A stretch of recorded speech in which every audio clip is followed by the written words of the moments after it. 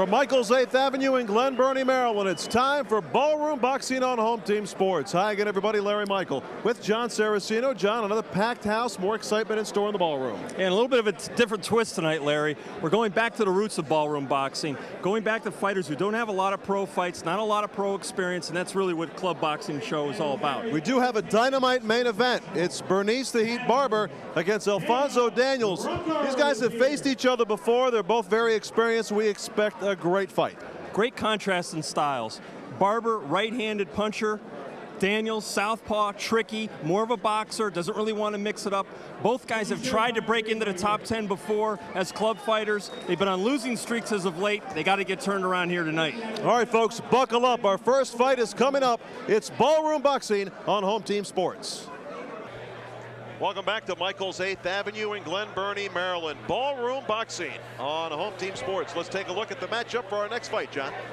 This should be a real good fight. George Barksdale, Kevin Emory. The biggest differences we see, Barksdale, the shorter fighter with the lesser reach, but he has more power.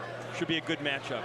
Battle of unbeatens, two young fighters ready to go at it here in the ballroom, expecting some explosive action from these two youngsters. Let's go up to Pat O'Malley with the official word. Your attention, please, ladies and gentlemen. Michael's 8th Avenue and the Maryland State Athletic Commission present this 4-round bout in the light heavyweight division.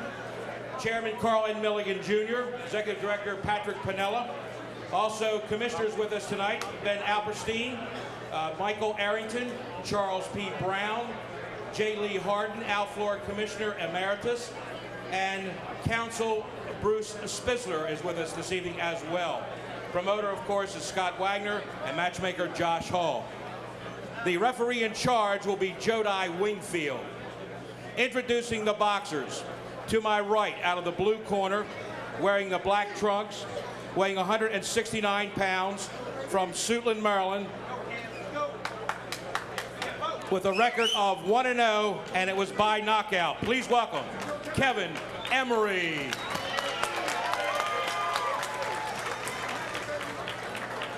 Out of the red corner, also in the black trunks, but with his name on the right side, weighing 172 pounds, from Baltimore, Maryland, with a record of 3-0, all by knockout. Please welcome George Barksdale. Barksdale and Emory. And we talked to Emory's manager before the fight. He says his kid is ready for Barksdale. These guys obviously familiar with each other, both from the Maryland, D.C. area. 4-rounder, John, so I think they're going to let it all hang out. Barksdale 3-0, Emory 1-0. Emory, 28 years old, getting a late start to his professional career. The fighters have warmed up nicely, plenty of sweat rolling. Here we go, round one underway. Emory probably the better skilled boxing-wise of the two fighters. We mentioned before Barksdale, powerful. You see Barksdale early looking to go to the body of Emory, maybe try to nullify some of that reach advantage. And that is significant. Over 4 inches. And Emory trying to use the jab to keep Barksdale away. Big overhand right by Barksdale, rocks Emory, who gathers quickly and holds on. Now Emory should be careful not to punch himself out here in the first round, Larry. In his only fight previously, he gassed in the 3rd round, was able to hold on for the win. But conditioning has been a problem. Overhand right by Emory, Barksdale ducks that. And with the way he threw that right hand, he's probably figuring he's not going to be around for those later rounds. Good body work by Barksdale inside. Both fighters in the black trunks. The only distinguishing feature, I would say, is the tassels on the shoes of Kevin Emory.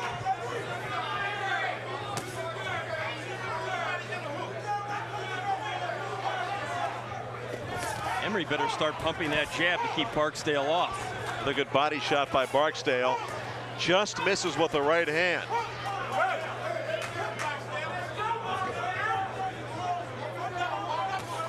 Matchmaker Josh Hall loved this matchup coming into the night. Clubbing right hand off the shoulder of Kevin Emory. You see Emory continually trying to turn Barksdale to get the advantage. He's also grabbing him behind his neck, which is illegal. Referee Winfield does not say anything to this point. Emory getting off a combination. Barksdale slowing down a bit here. A minute to go in round one. Barksdale, he just wants to throw bombs. Done a good job inside in the first round here. Emory, though, gathered himself, holding his hands rather low. Maybe that body attack has already made him think a little bit. Emory just does not look like he's in any kind of rhythm here in the first round. He's allowed Barksdale to came out. Left hand of the body by Barksdale. Yeah, he's really whipping both hands to that midsection. You gotta wonder if that's gonna have an effect on Emory. Less than half a minute to go in the first round. Heated pace in this first round between these two light heavyweights. Barksdale savagely attacking the rib section of Emory. He knows he gassed in that first fight that he had as a professional. Quickest way to slow a guy down is to attack that body. Sometimes you leave yourself a little bit at risk for a counterattack to the head. But Barksdale's been willing to take that gamble. Barksdale covering up nicely and again goes to the body. Great body attack in round one by George Barksdale. We'll be back after this. Round two underway. Welcome back to the ballroom at Michael's 8th Avenue. Larry Michael with Jon Saraceno. Ballroom Boxing. Light heavyweights in the ring. George Barksdale 3-0. Taking on Kevin Emory 1-0. Barksdale the shorter of these two light heavyweights. John, the first round, I would have to say on your scorecard, went to Barksdale with that great body attack. Definitely 10-9. It was his round. Clearly outpunched Emory, who never really could get into a flow. And you know, he's very fast in round one. Yeah, and Barksdale's got 3 fights. He's got a little bit more experience than Kevin Emory. He's only made one fight. Nice move, setting up the right hand with fast footwork by Barksdale, and he scores on the chin of Emory, who's holding on. You know, there's only one thing that counts when judges watch a fight, and that is scoring blows. George Barksdale is outlanding Kevin Emory about 10-1. Really swarming Emory at times. And Emory not punching. You see him standing there thinking, and Barksdale taking the lead again with the right hand. Well, the reason he's thinking about throwing that jab and not throwing it quickly is because he's worried about that counter right hand coming over the top. He got caught in the first round, just got caught 2 more times there. Emory hurt again. Big right hand by Barksdale. Emory retreating to his corner, trying to hold on. And the referee, Jodi Wingfield, steps between the two fighters. Barksdale senses he has a foe that's not willing and is slightly out of it at this point. He's trying to put on the pressure and end this fight. Emory really breathing heavily, John. Barksdale just oozing with confidence right now. Another left-right combination by Barksdale, and Emory holds on. Still a long way to go in the second round, midway through. The best way sometimes to get a fighter off of you is to throw punches. If you're throwing, he can't throw as much or as often, unless he's a terrific counter puncher. Power has left the punches of Kevin Emory. Barksdale might be tiring a bit too in round two. He's thrown so many bombs. Well, Emory threw a couple punches there, but really arm punches. Clubbing right hand by Barksdale again. Emory's legs about to leave him as he stumbles across the ring. And you see Wingfield warning again for the holding, which Emory has done since the first round. Barksdale, another right. Body shot. Great right. Down goes Emory. He was down before he hit the canvas, Larry. Impressive performance by George Barksdale. Will Emory get up? This fight is over. I should have said he was out before he hit the canvas. Very impressive second round knockout by George Barksdale. What a great game plan he had, going to the body first and then to the head in the second round. Couldn't have drawn it up any better. The combination punching of George Barksdale, his power too much, his speed. Kevin Emory never in this fight. And Emory loses for the first time in his career. He is 1-1. Barksdale moves on to 4-0 in a very, very impressive performance by the youngster George Barksdale, 25 years old, out of Baltimore, Maryland. Barksdale refused to allow Kevin Emory to get any kind of a fight going tonight. He just was outpunched and really out-schemed, if you will, from the get-go. You mentioned earlier the body punching and then going upstairs to the head. It just simply wore down Kevin Emory. Well, if Emory was expecting such an aggressive performance from George Barksdale. I thought in looking at Emory, he looked prepared to fight here in his second professional fight. Looking at him there on his stool, dejected. I think maybe he was taken surprised a little bit by the fire of Barksdale. He's not surprised anymore. No, he is not. Back to the drawing board, and George Barksdale shows what power he has in both punches and both fists. And John, very impressive body attack. I can't say it enough. He really did a great job inside. And that's an area a lot of fighters do not exploit anymore. It's kind of a lost art. So George Barksdale runs his record to 4-0. He's 25 years old from Baltimore, Maryland, a star of the future, and as is the case tonight here at Ballroom Boxing, local talent being spotlighted. Back to the roots of the Ballroom Boxing series. We've talked about that before. Let's get the official word on the knockout from Pat O'Malley.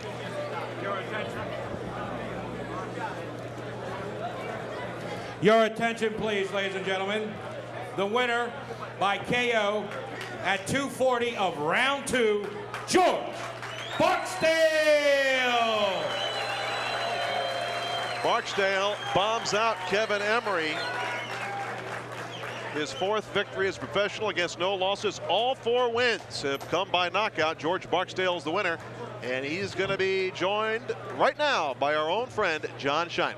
Looks like another bright prospect coming out of the Mac Lewis gym. George Barksdale with a thunderous second-round knockout over Kevin Emory. Are you surprised at how well you dominated him from start to finish? Well, I trained for a taller guy. I expected a harder fight than what I got, but I listened to my corner very well, and he told me to work a lot of body shots and bring the right hand up top, and unfortunately, the right hand worked. It seemed like it wasn't just an all-out assault. It seemed like a very patient, methodical attack. That was part of the game plan. I didn't want to burn myself out early because I expected to go the distance because I seen him fight before and he looked like a good fighter. But I guess he couldn't handle the arsenal that I brought. That's absolutely true. George Barksdale, tremendous second-round knockout. Let's go back to ringside to Larry and John.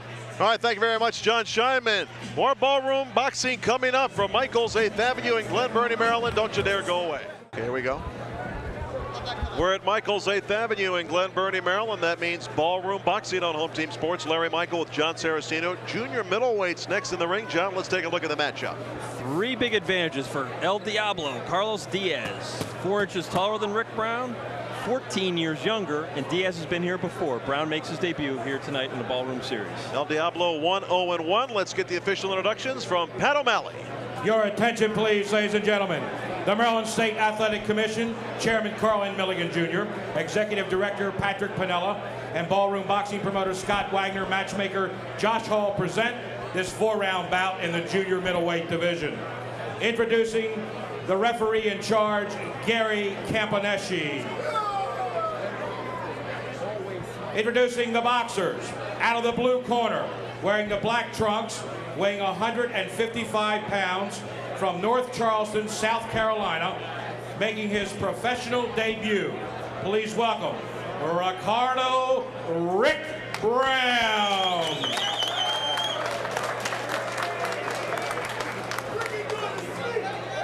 Out of the red corner, from Darnestown, Maryland, with a weight of 155 3/4, wearing the black trunks trimmed in red. A record of 1-0-1, 1 knockout. Please welcome Carlos El Diablo Diez Jr. We saw El Diablo last time on Ballroom Boxing, and circle a couple dates on your calendars, folks. Coming up on July the 16th at Cancun Cantina in Hanover, Maryland, Ballroom Boxing Outdoor Edition. That's July 16th at the Cancun Cantina in Hanover, Maryland. Get your tickets now for Ballroom Boxing Outdoor Style. Did they take the chandeliers out there, John? I don't know what they use. I don't know. Anyway, got a couple young junior middles. Actually, you can't say young. Ricrdo Brown, 34 years old, making his pro debut. And he is a southpaw. I wonder if Diaz knew that. I doubt it. 34-year-old pro debut. Not a lot of information available on Ricrdo Rick Brown. Yeah, Rick Brown's a bit of a mystery guy. Some people thinking he could actually be a ringer, a guy who's had more experience than what his records show, which is 0-0 as a pro. Diez walks into a right jab that time from Rick Brown. Ran into another right hand. A lot of times at the club show level, fighters do not know anything about the opponent they're going to face, even though locally these guys have seen each other. They fought in the same amateur gyms. Rick Brown lived in Oxon Hill, Maryland. Of course, Diez trained by Charles Mooney. Diez has some home folks with him here, cheering him on at the ballroom. I want to thank the good folks at Toyota and from Coors for helping bring you Ballroom Boxing from Michael's 8th Avenue. A sharp right hand by Rick Brown. Say, Rick Brown is awful cool and calculating for a guy who supposedly never had a professional fight. I find that hard to believe. He's got some skills.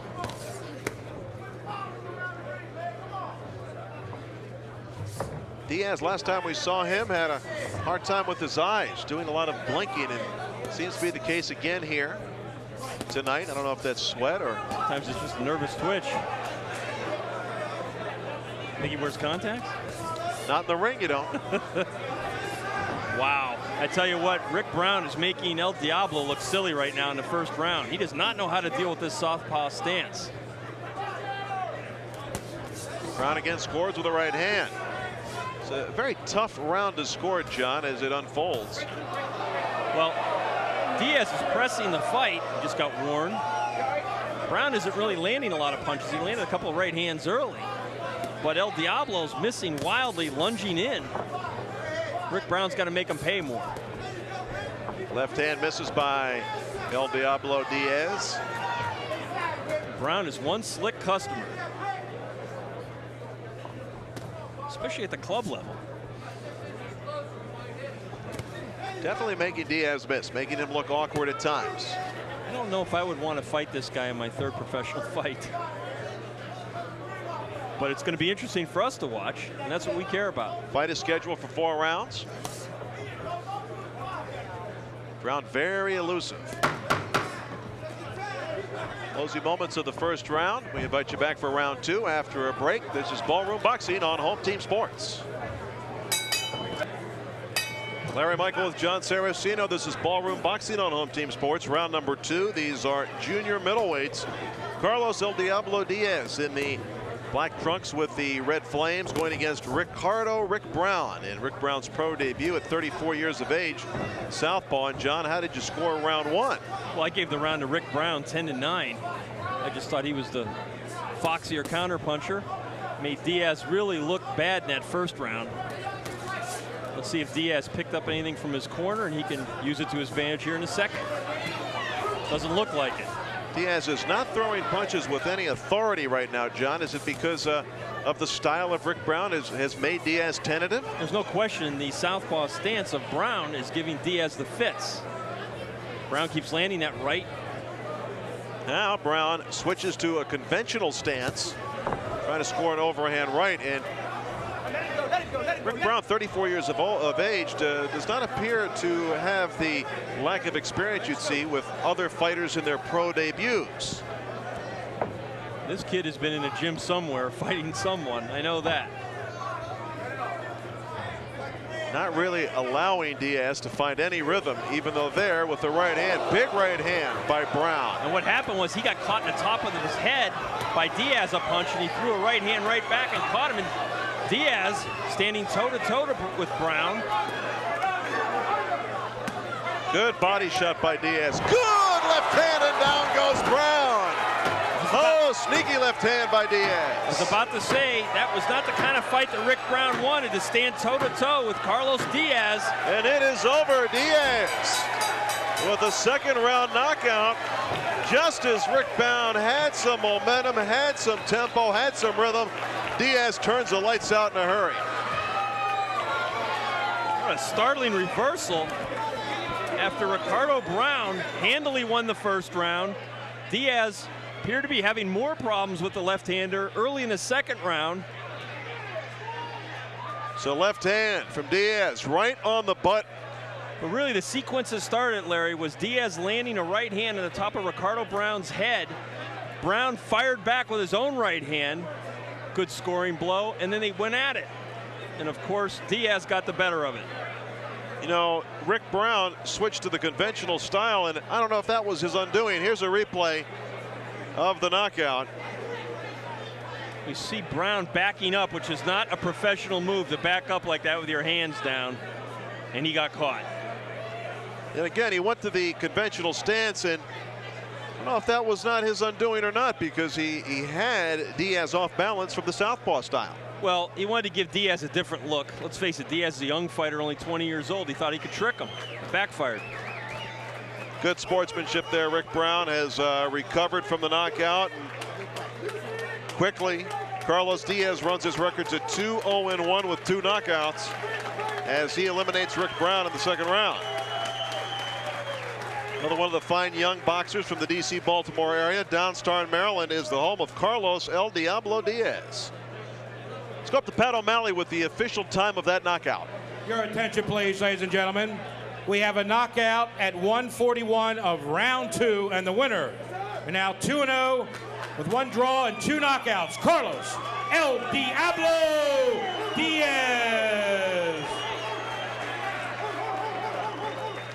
So Diez obviously has a little bit of a home ring advantage here in the ballroom at Michael's 8th Avenue in Glen Burnie. His corner very happy, and you know, you see a fight unfold like that, your swing of emotions is so strong. Here's another look. You see him missing with the jab. Clubbing right hand by Diez. The body shot. The left hand is what put him down. Didn't really look like a powerful punch at the time. Right on the temple, though. The devil got his due tonight. He did. El Diablo a winner, and let's go back and listen to what El Diablo has to say. He's with Jon Scheinman. Well, they say patience is a virtue, and Carlos Diez definitely showed it in his second round knockout of Ricrdo Brown. He totally befuddled you in the first round. How did you turn it around and get the knockout? Well, I was watching the style. He was switching southpaw and right-handed, and I was settled down, watching the style and waiting. I knew it would eventually come. It seemed like that's when the fight turned around, when he took the attack to you. He switched conventional stance momentarily, brought the fight to you, and then you knocked him out. Right, that was a benefit for me, and he thought he had hurt me, which I let him fall into that trap, and he wanted to brawl with a brawler, and that's when I took him out. Think he got a little brave there after the first round? He did. Well, there's another win. Let's go back to ringside to Larry and Jon. All righty, the Devil takes it in round 2. Back with more Ballroom Boxing from Michael's 8th Avenue after this. Folks, welcome back to Ballroom Boxing on Home Team Sports. Larry Michael with Jon Saraceno. Jon, let's take a look at the matchup for our next fight. We got some smaller combatants for this fight. Jerry Smith and Ernesto Rodriguez. Rodriguez undefeated 4-0, about the same height, similar weight, and exactly 23 years old. Smith has been in a couple wars recently here at the Ballroom against Mo Wrights. Tonight it is Ernesto Rodriguez and Jerry Smith. Let's go to Pat O'Malley for the official introduction. Your attention, please, ladies and gentlemen. The Maryland State Athletic Commission, Chairman Carl N. Milligan Jr., Promoter Scott Wagner and Matchmaker Josh Hall, Executive Director Patrick Bonella present this 6-round bout in the junior lightweight division. The referee calling the shots will be Gary Campaneschi. Introducing the boxers. Out of the blue corner, wearing the blue trunks trimmed in red and white, weighing 120 1/4 pounds from Charleston, South Carolina. With a record of 0-2-1, please welcome Jerry Smith.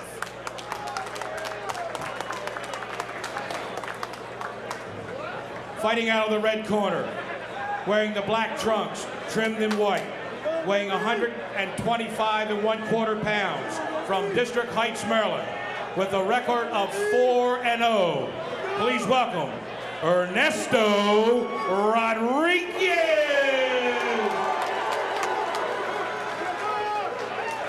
This fight is scheduled for 6 rounds. Ernesto Rodriguez coming into this fight with a lot of confidence right now. He's 3-0. got a little bit of a weight advantage, and when you're 5 pounds heavier at 120 pounds, that could be a substantial advantage. Smith more of a 116-pounder, but he took the fight anyway. Smith very impressive in his last fight against Mo Wrights. It was a draw. Some at ringside thought that Smith had won that fight. See Ernesto Rodriguez very serious to start this fight.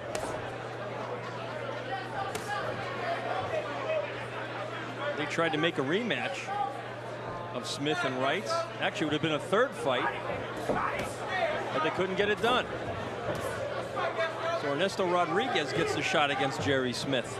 Jerry Smith still looking for his first win as a professional, but he has been a crowd pleaser here in Glen Burnie, Maryland.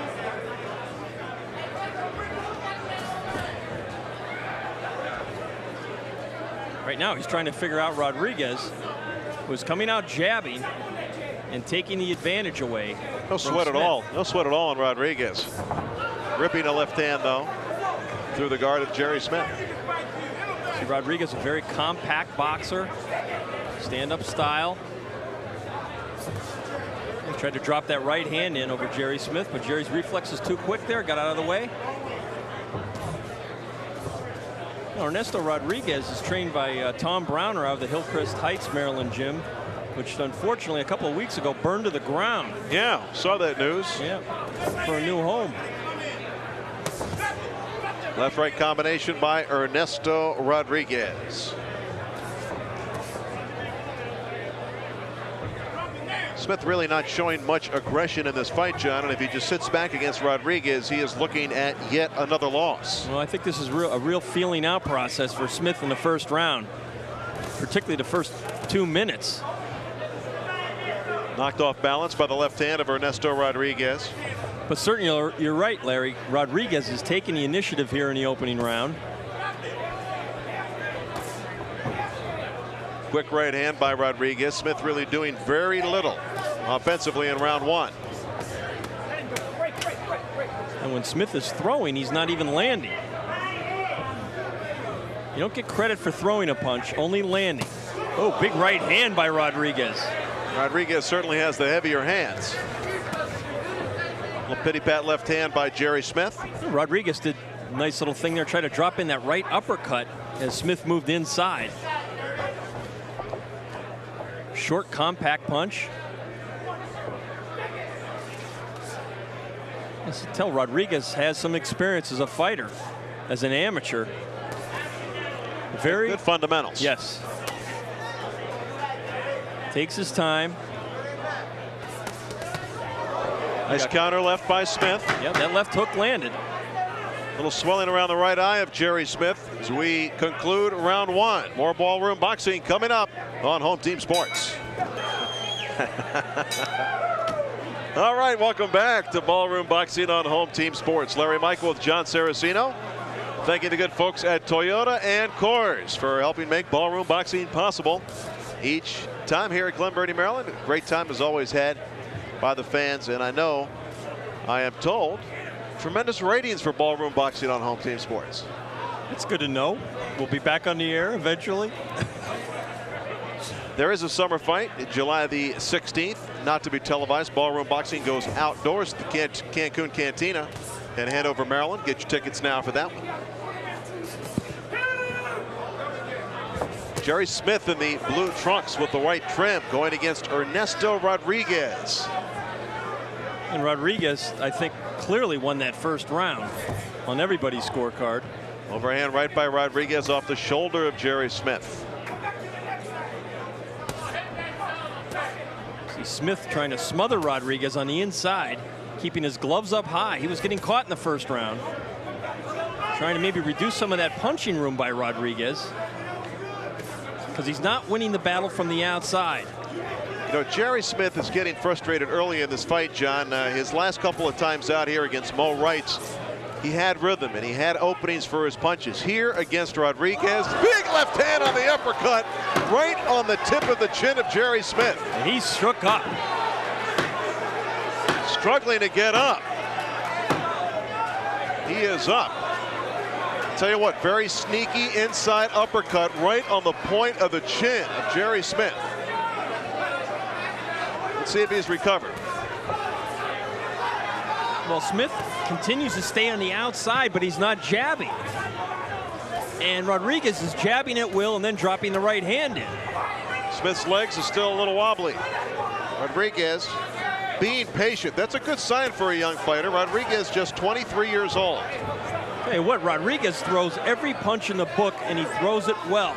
Short, compact, knows how to put his punches together. And you're right, he's not rushing Smith. He's looking to land another one of those, another right hand, maybe the uppercut on the inside. Really peppering Jerry Smith with punches to the head. Now, Jerry's not punching back at all, Larry. Overhand right and the uppercut again by Rodriguez. Powerful right hand through the guard of Smith. If Rodriguez lands a couple more sharp blows, this fight could be over. Because Jerry looks in a lot of trouble. I don't think the cobwebs have fully cleared upstairs. Ripping left hand by Jerry Smith. Gets Rodriguez's attention, if nothing else. And anytime you see a fighter showboat after a punch like that, you know it affected him. He's trying to make the other guy think that he wasn't hurt by it. Well, that stung Rodriguez. You know, Rodriguez is doing something illegal. He's hitting to the back and the top of the head. He's done it about 4 times. Back with more Ballroom Boxing after this. Welcome back to Ballroom Boxing on Home Team Sports. Larry Michael with Jon Saraceno, as always, at Michael's 8th Avenue in Glen Burnie, Maryland. In the second round, it was Enesto Rodriguez putting Jerry Smith right down on his back with an uppercut to the chin. And Jon Saraceno, your scorecard heavily in favor of Rodriguez. 20-17 after 2, counting the knockdown in the second round. And Smith's dug himself a bit of a hole here. This fight is scheduled for 6 rounds. Ripping body shot by Rodriguez. And that's taking the legs right out from underneath Jerry Smith. I get the sense that Rodriguez wants to end the fight in this round.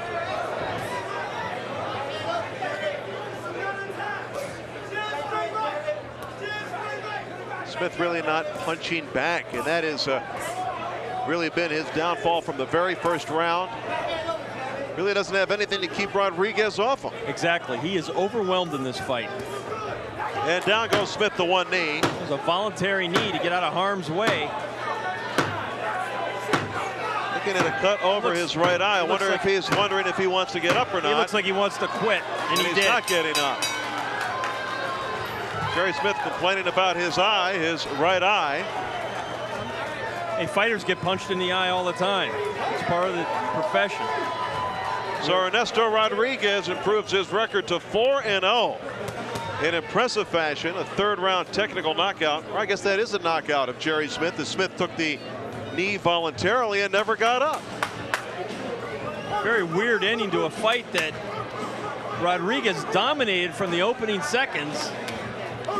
Smith complaining to the ringside doctor about his eyesight, and Dave Jacobs, famed trainer, in the corner of Enesto Rodriguez. And man, they call Mr. Jacobs has to be pleased with that performance. Well, Rodriguez did everything I'm sure he wanted to.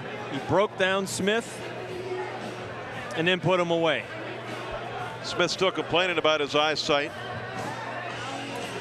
Let's take a look if we can see what happened here. That was the knockdown from round 2. It was an uppercut. Kind of got him right on the jaw instead of the tip of the chin. It's a lone knockdown of the second round. In the 3rd round, it was Jerry Smith taking a knee voluntarily. And there you see Smith with the ice bag on his eye. And Smith's record falls to 0-3 with 1 draw. Enesto Rodriguez now 5-0. And for Rodriguez, that is his first knockout, which is very surprising, Johnny. Showed a lot of power in that fight.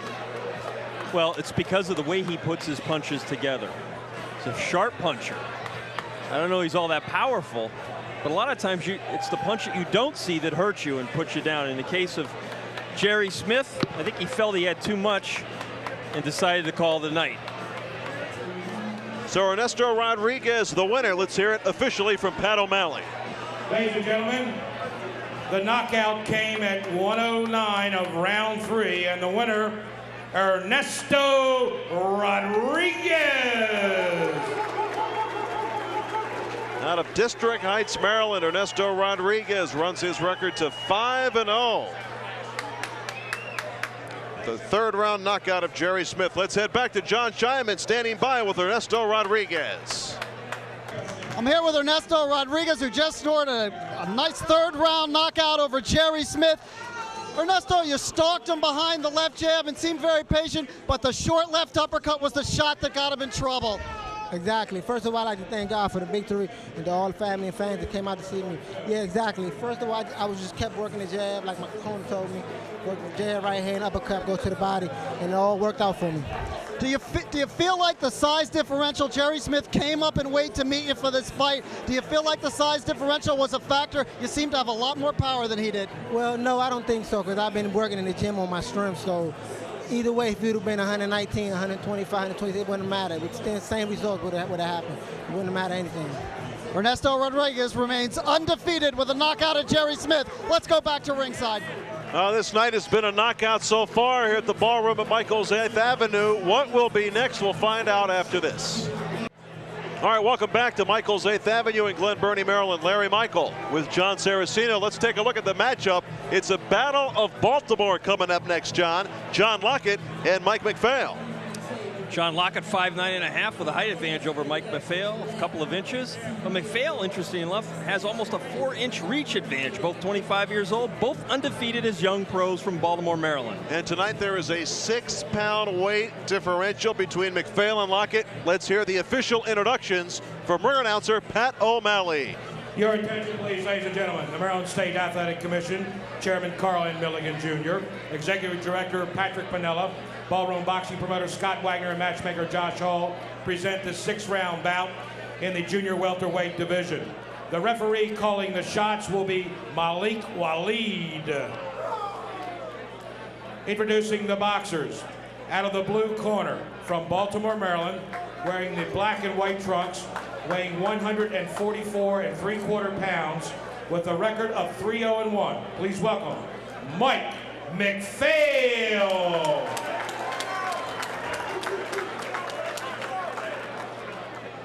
Out of the red corner from Baltimore, Maryland, weighing 138 3/4 pounds in the white trunks trimmed in purple with a record of 2-0-1. John Lockett.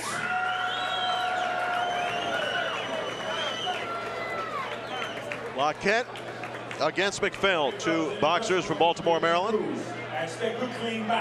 John Little Warrior Lockett and Mike McFail. McFail has the weight advantage. Lockett has the height and doesn't have the reach advantage, which is quite unusual. Has a 4-inch reach differential. McFail with the longer reach, though he is 5'6", and Lockett is 5'9.5". Different body types.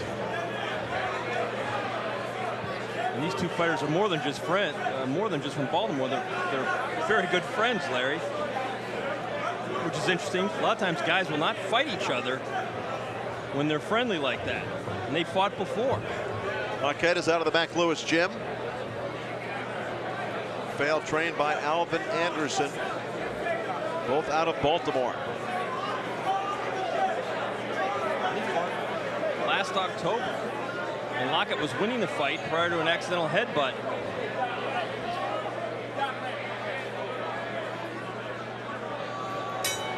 And this one is underway, scheduled for 6 rounds, junior welterweights.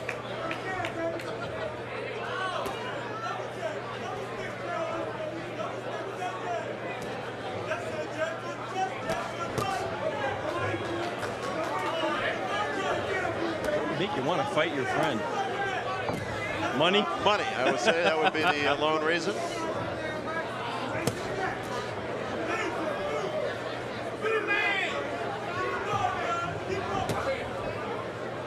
Lockett in the white and purple trunks. McFail in the black.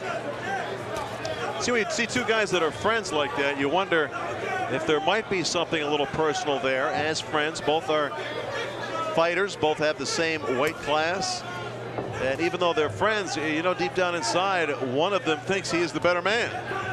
It's interesting how he even made this fight. These guys were sitting next to each other at a weigh-in on another fight card. And promoter Scott Wagner asked them if they wanted to do it again, and they said, yeah, let's do it. He thinks there's a little personal animosity between the two. I guess maybe they just want to prove who's better in the ring. I'm sure it doesn't carry outside of their friendship, but a lot of times guys will not fight friends. Good body shot by McFail. Lockett really holding his guard down low. Confident that he is the quicker hands.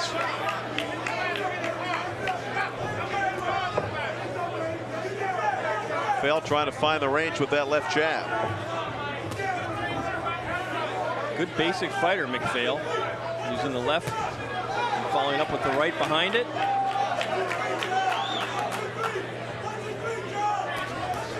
We figure these guys got to know each other really well. Sometimes that doesn't make for a good fight if you know a guy's style and can counteract what he's doing in the ring. Right now, this is a jabbing contest in the center of the ring.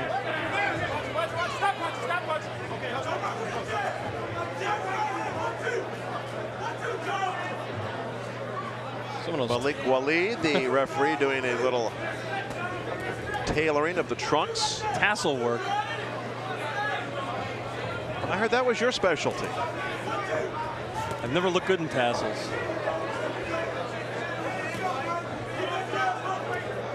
I tell you what, Lockett has been a difficult target for McFail to find thus far. Snappy jab by Lockett. Shot below the belt there, and you see the smile from Lockett. So these guys are friendly until that punch. Smiles all the way around, but they're crying on the inside. Round one eating up here. These two friends, Lockett and McFail, back with round two after this. All right, welcome back to Ballroom Boxing. Larry Michael with Jon Saraceno, joined as always by Ring Magazine's Jon Scheinman. Jon, how'd you see that first round? Not a lot to choose between the two of them, but on the basis of that big left hand at the end of the round, I gave it to Mike McFail 10-9. I've seen most of the fights that these guys have fought. They seem to fight in bursts of energy.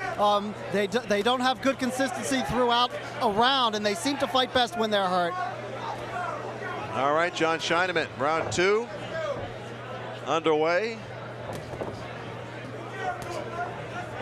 And at the end of round one, it was McFail scoring with a couple of punches, Jon Saraceno. How'd you score round one, Jon Saraceno? I thought Lockett won a close round.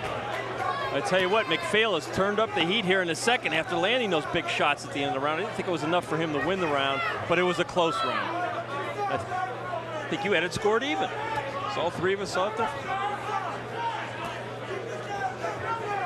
I guess that means we're qualified to be professional judges. McFail's in the black trunks with the white stripes. Lockett, purple and white trunks. Nice sharp right hand right between the gloves of McFail. Scores on the mouth. Good punch by Lockett. Lockett, is that like Dorset? I decided one day to change the accent.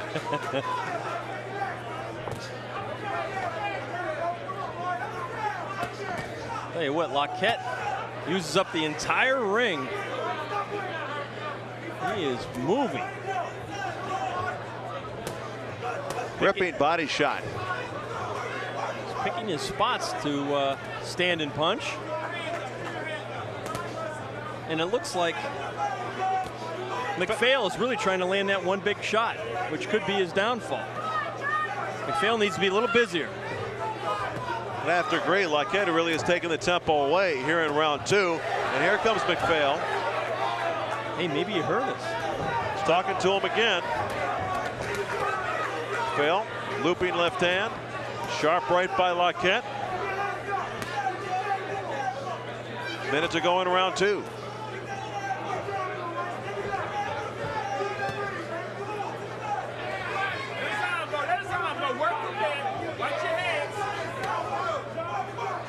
This has been a torrid pace here.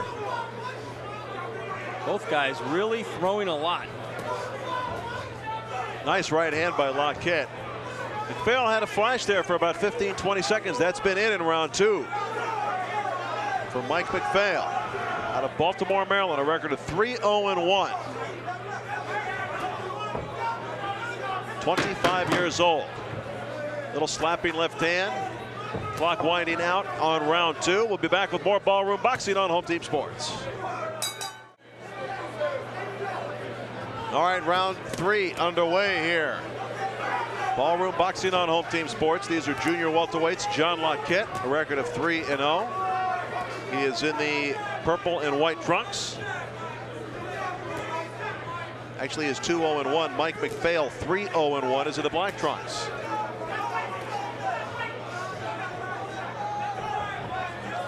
Now, we talked at the top of the fight, John, that these two guys were friends. And here you go, 2 rounds into this fight. You think they're still friends? Lockett is hurt. McFail has him in a little bit of trouble trying to regroup. Ask me that question after this round. Another strong left hand by McFail. Well, McFail is throwing the wide left hook, but it's landing. Lockett's got to get that right hand up, protect the side of his face. Keeps dropping it. I mean, that left hand coming from left field. Western Union all over it. I mean, when you telegraph a punch like that, you should be able to get out of the way if you're a fighter. But Lockett keeps running into that left hook. And so McFail keeps throwing it.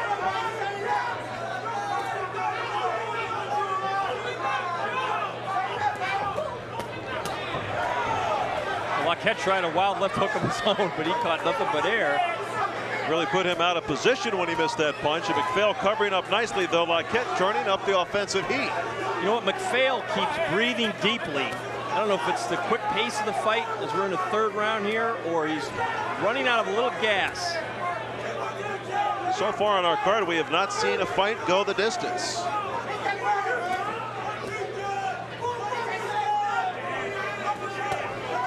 Good round for McFail if he can keep it up.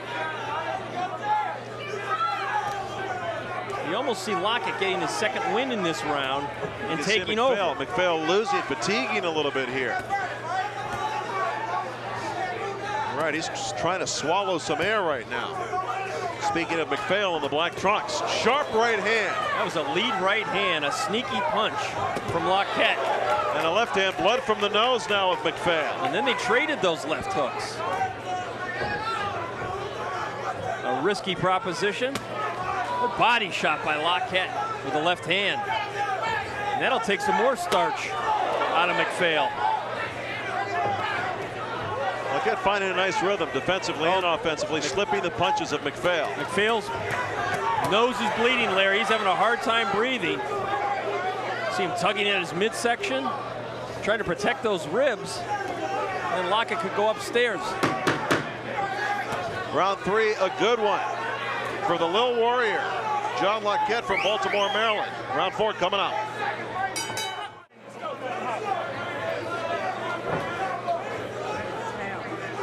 Fourth round underway, junior welterweights. Mike McFail against Jon Lockett. Lockett in the purple and white trunks.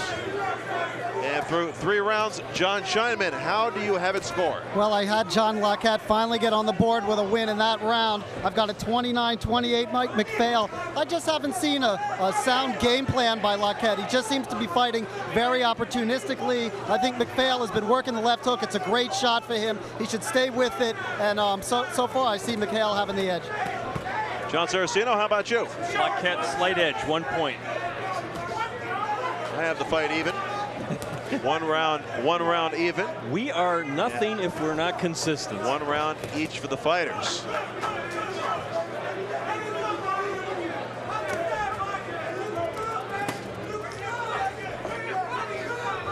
McFail fighting in spurts, no doubt about that. And I would have to agree with John Scheinman. It's kind of a puzzlement how Lockett came up with his game plan for this fight. You would think he knows his opponent so well, they are friends outside of the ring, that he would have had a solid game plan, but maybe he's making it up as he goes along. A lot of times fighters do that. They go in with a blueprint in their mind. Sometimes they prefer just to wait till the fight unfolds. Lockett continues to pursue McFail. Straight right hand by Lockett, left hand by McFail.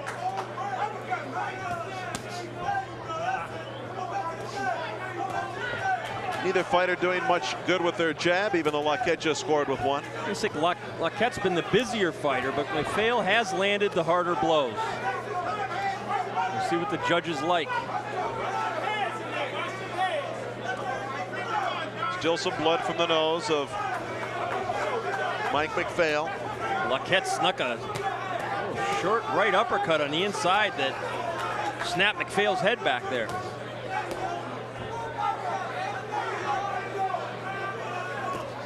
He tried it again. He missed that time. Oh, nice right hand by Lockett. A good body shot followed with the left. McFail firing back, the mouthpiece out of the mouth of Lockett.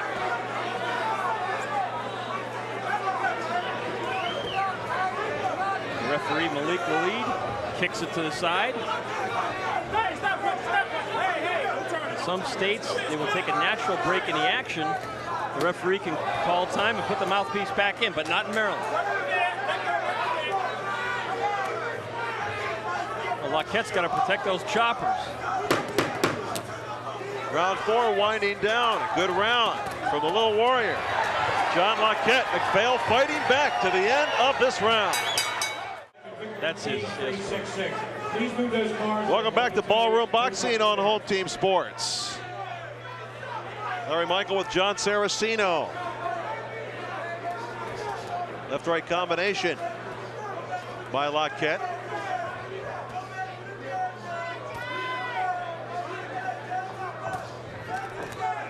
Overhand right by McFail. McFail coming out much busier to start this round. At times he's let Lockett take the lead. I think that's been to his disadvantage.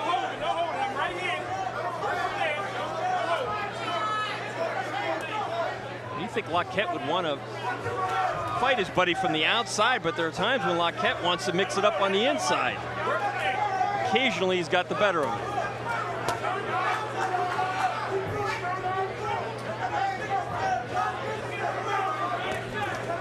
These guys looking a little bit fatigued here, John. Well, I mean, they've both thrown a lot of punches. Especially Lockett. And when Lockett uses his jab from the outside, Larry, he's very effective. He's able to keep McFail on the outside.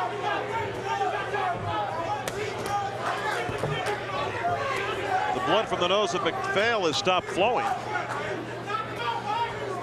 This corner did a good job with that. But what we don't know is if he's able to really breathe, or if that nose is even broken. This fight is scheduled for 6 rounds. It's been a grueling battle thus far between these two friends from Baltimore, Maryland. Left hand scoring for McFail. And McFail hit Lockett way low on the leg, the right hand. That's the kind of a punch you can freeze a fighter and slow him up if you do it often enough. That punch, I don't think, was detected by the referee, so there was no warning. That was a sneaky thing to do to your pal. Would you ever do that to me? Don't answer that. It depends on what was on the line. Oh, good quick combination inside by Lockett. Dick McFail really digging deep for some energy here.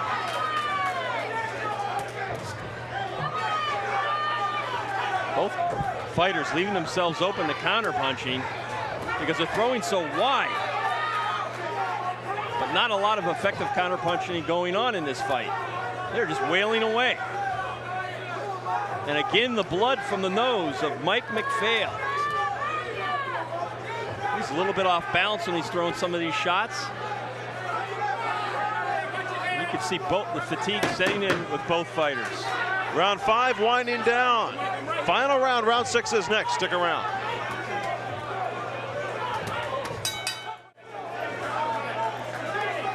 Sixth and final round. If you take a look at Mike McFail, you can see he is doesn't have a whole lot left in his gas tank, John. He's going to have to try to gut this one out. It's a very close fight going into the final round. Could go either way. I've got Lockett up by 1 point.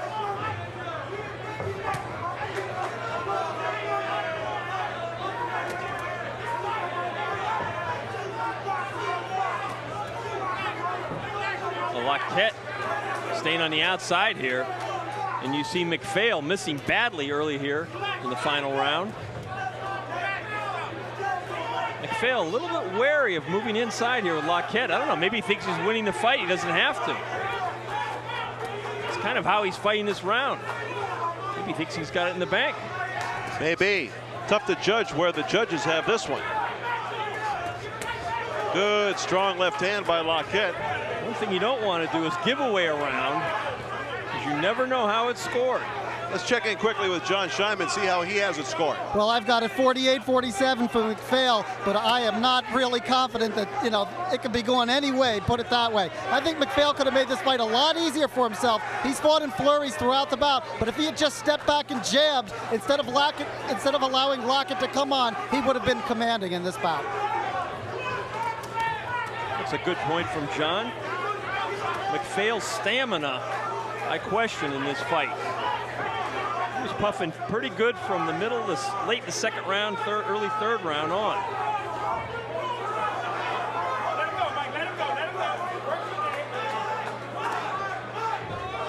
You see these grappling maneuvers by both fighters on the inside. Oh, another lead right hand by Lockett. He's used that before earlier effectively. Caught McFail napping. Oh, Lockett is stealing this round just by out-hustling McFail. Good combination by Lockett. McFail running out of gas right now. That was the old shoe shine that they use in the amateurs. Well, they used to use in the amateurs when they didn't have electronic scoring.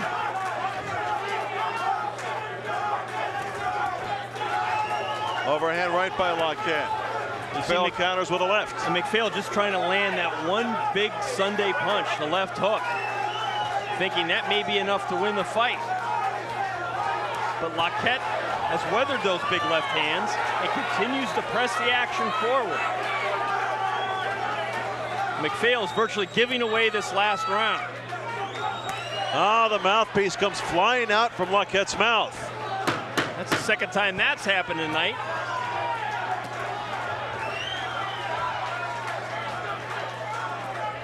Boy, these guys have really laid it all on the line tonight. McFail and Lockett, both from Baltimore, two good friends. And boy, who knows who won that one? We're going to have to wait for the official decision. Going to take a timeout here at Ballroom Boxing and return for the official decision of this tough bout between Jon Lockett and Mike McFail. Ballroom Boxing at Michael's 8th Avenue in Glen Burnie, Maryland. Really is nothing like Ballroom Boxing. We'll be back with the decision after this. Welcome back to Ballroom Boxing. Larry Michael with Jon Saraceno. Very, very close fight between McFail and his buddy from Baltimore, Lockett. Let's go up to Pat O'Malley and see who took the decision. Your attention, please, ladies and gentlemen. We have a unanimous decision. But before I announce the winner, how about a fine round of applause for Mike McFail to my right and Jon Lockett to my left.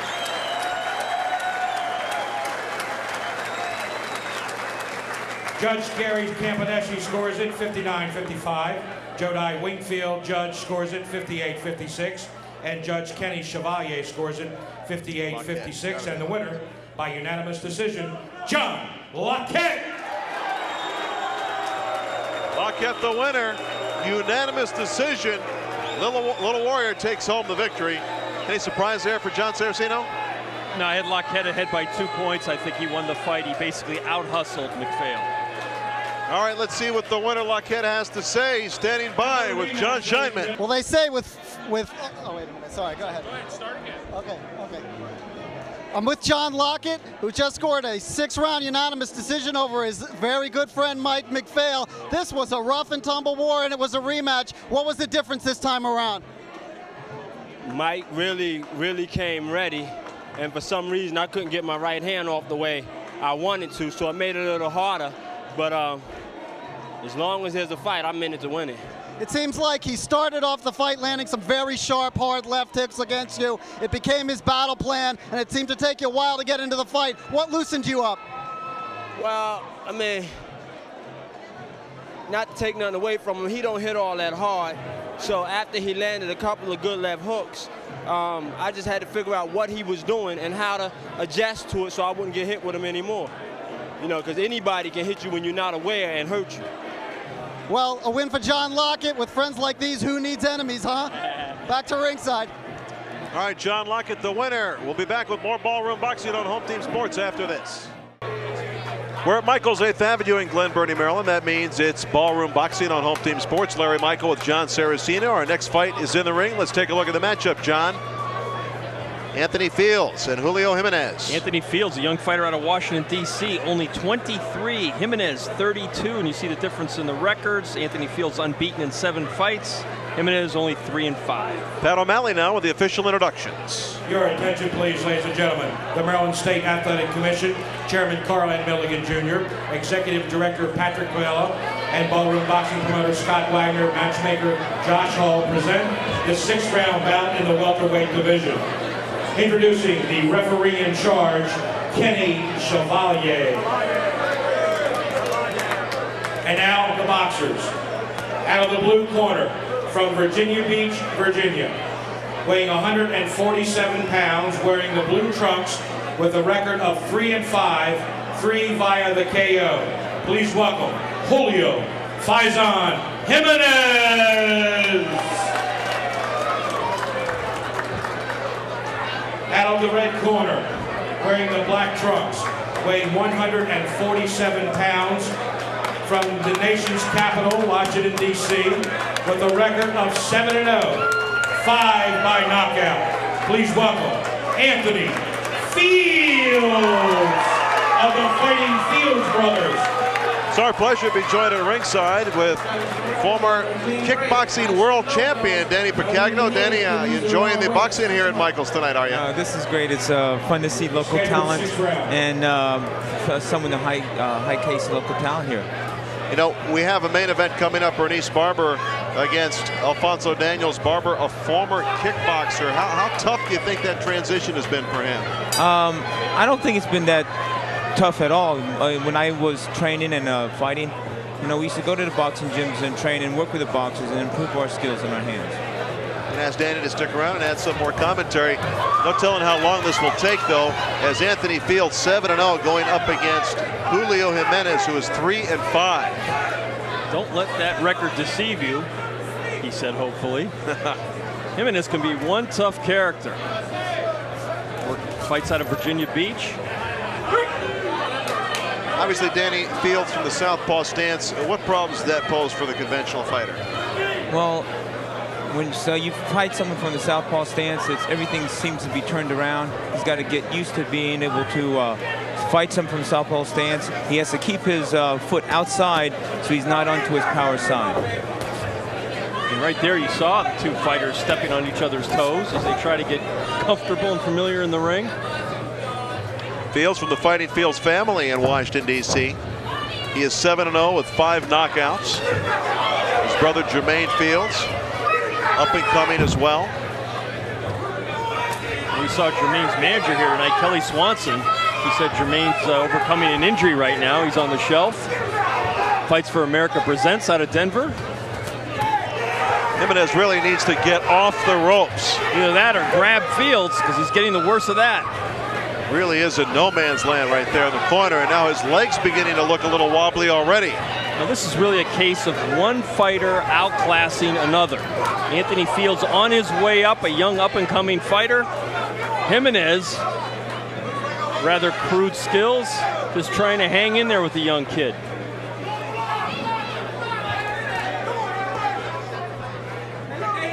Danny, what can Jimenez do here? As he obviously is outclassed fundamentally by Fields. Well, what does he have to do? Well, he needs to stay off the ropes. Like Jon said, he needs to keep moving. He needs to throw punches. If he waits too long, Fields is going to eventually get to him. You see Fields is keep on coming at you, throwing punches. He's setting him up, hitting with a big shot.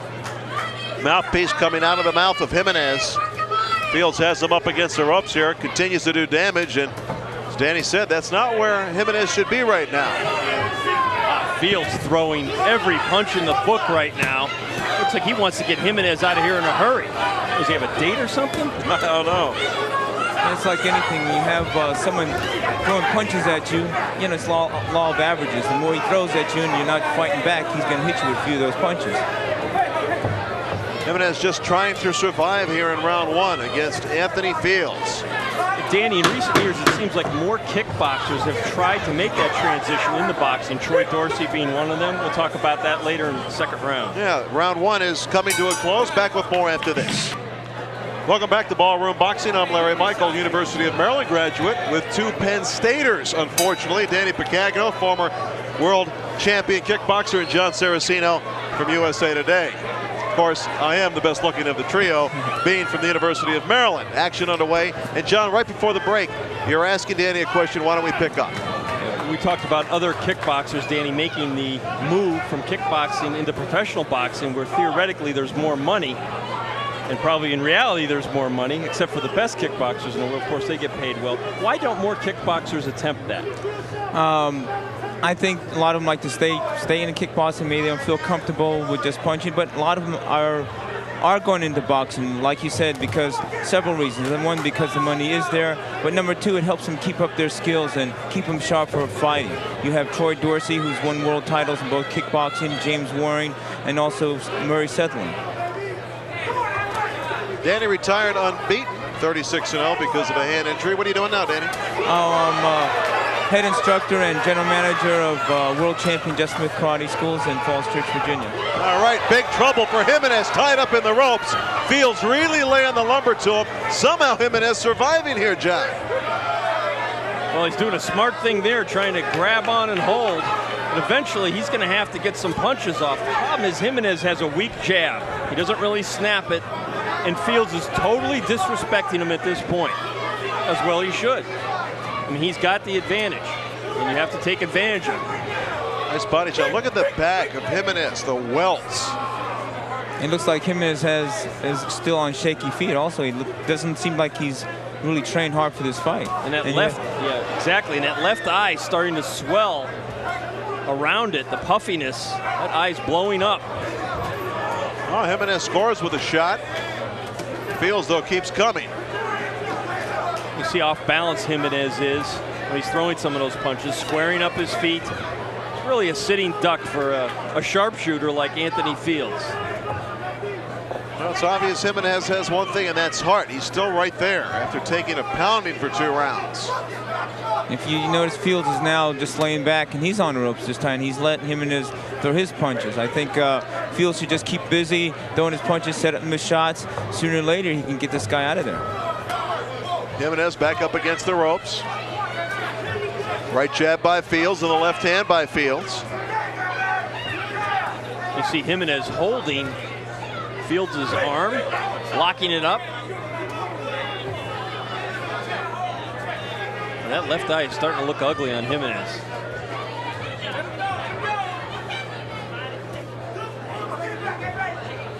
And Fields really taking his time, almost like he's getting a blow here in the second round. Threw a lot of punches in that opening stanza. Round 2 winding down, and Jimenez making a bit of a comeback against Anthony Fields. Welcome back to Ballroom Boxing on Home Team Sports. Larry Michael and Jon Saraceno, joined by former kickboxing world champion Danny Boccagno in the ring right now.